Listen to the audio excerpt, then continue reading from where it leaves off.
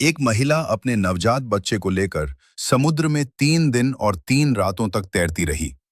उनका एकमात्र सहारा एक कंटेनर था जो कभी भी डूब सकता था। उसने अपने हाथों से बच्चे का डायपर समुद्र में फेंक दिया।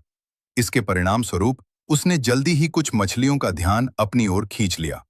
उसने जल्दी जल्दी तैरने के लिए एक साधारण उपाय बनाया, लेकिन मछलियां पकड़ना उतना पूरी तरह निराश हो चुकी थी। तभी उसने आसमान में एक यात्री विमान देखा। वह इतनी उत्साहित हो गई कि तुरंत कंटेनर में जाकर एक कांच का टुकड़ा ले आई, लेकिन वापस आते समय गलती से उसकी जांघ कट गई। दर्द से वह चिल्ला उठी, लेकिन दूर उड़ रहे विमान के लोगों को वह दिखाई नहीं दी। घाव में संक्रमण न हो, इसके लिए उसने शराब अल्कोहल से उसे साफ किया। फिर उसने ईयर प्लग की मदद से घाव को सी दिया। दर्द इतना ज्यादा था कि वह लगभग बेहोश हो गई। पोषण के लिए मछली पकड़ने हेतु उसने ईयर प्लग से एक साधारण जाल भी बनाया। जाल को समुद्र में डालने के बाद उसने डायपर को चारे के रूप में इस्तेमाल किया और चुपचाप इंतजार करने लगी। कुछ मिनटों बाद एक मछली जाल में फंस गई। आखिरकार उसे पेट भर खाना मिला। समय के साथ उसने काफी सारा खाना जमा कर लिया। जल्दी बचाव के लिए उसने सैकड़ों मदद के नोट लिखे। फिर उसने उन नोट्स को एक एक करके प्लास्टिक के डिब्बों में रखा और समुद्र में फेंक दिया, इस उम्मीद में कि कोई उन्हें ढूंढ लेगा। वह समय समय पर पाइप से पानी बाहर निकालती रहती थी, क्योंकि अगर पानी भर जाता तो कंटेनर डूब जाता। उसे डर था कि उसका बच्चा ठंड न पकड़ ले। उसने थर्मस में एक दरार बनाकर उसमें आग जलाई ताकि बच्चे को गर्म रखा जा सके। फोन की स्क्रीन खराब होने के कारण वह उसे अनलॉक नहीं कर पा रही थी। वह बस अपने पति के कॉल का इंतजार कर सकती थी। लेकिन उसी रात उसके पति का संदेश आया।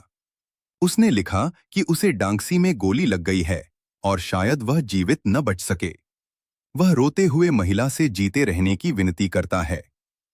यह सुनकर महिला बहुत दुखी हुई, लेकिन उसने शिकायत नहीं की। इसके बजाय उसने अपने पति को बताया कि उसने एक बच्चे को जन्म दिया है।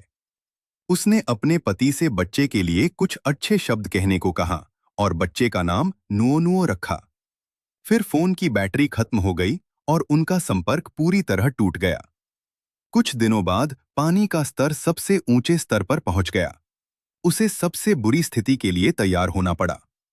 उसने लकड़ी के तख्ते और प्लास्टिक के डिब्बे से एक छोटा सहारा बनाया, ताकि कंटेनर डूबने पर भी वे कुछ समय तक तैर सकें। कुछ समय बाद एक सीगल समुद्री पक्षी दिखाई दिया, जिससे उसे उम्मीद जगी, क्योंकि जहां सीगल होते हैं वहां जमीन ज्यादा दूर नहीं होती। लेकिन यह उम्मीद ज्यादा देर नहीं टिक सकी। रात में कंटेनर का सील अचानक निकल गया और समुद्री पानी तेजी से अंदर आने लगा। एक सील, समुद्री जानवर, खाने की तलाश में कंटेनर में घुसा, लेकिन रस्सी में उलझ गया। काफी देर तक संघर्ष करने के बाद वह छूटकर बाहर निकला। लेकिन जब वह बाहर आया, तब तक बच्चा बहकर दूर जा चुका था। महिला जोर जोर से चिल्लाई, जिससे एक सीगल का ध्यान उसकी ओर गया। सीगल ने जानबूझकर बच्चे पर पानी छींटा, जिससे बच्चा रोने लगा। आवाज सुनकर महिला को बच्चे का पता चल गया और वह तेजी से तैरकर उसके पास पहुंची। सौभाग्य से बच्चा सुरक्षित था। इसके बाद सीगल और सील वहां से चले गए। इस तरह वे पूरी रात समुद्र में तैरते रहे।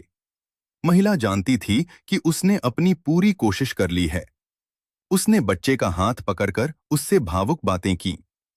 फिर उसने मछलियां निकालकर सीगल को खिलाना शुरू किया।